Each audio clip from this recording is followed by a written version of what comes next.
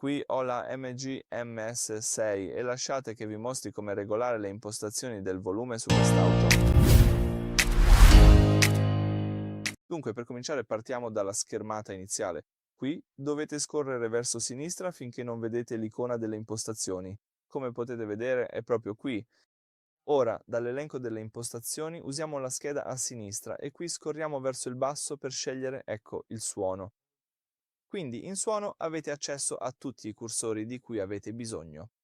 Potete regolare i contenuti multimediali, come potete vedere qui, la navigazione, la voce, il telefono, gli avvisi del veicolo, i messaggi di sistema e questo è tutto. Quindi come potete vedere avete tutto in un unico posto, il che è piuttosto utile.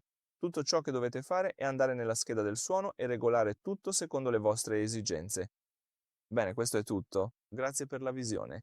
Iscrivetevi al nostro canale e lasciate un pollice in su.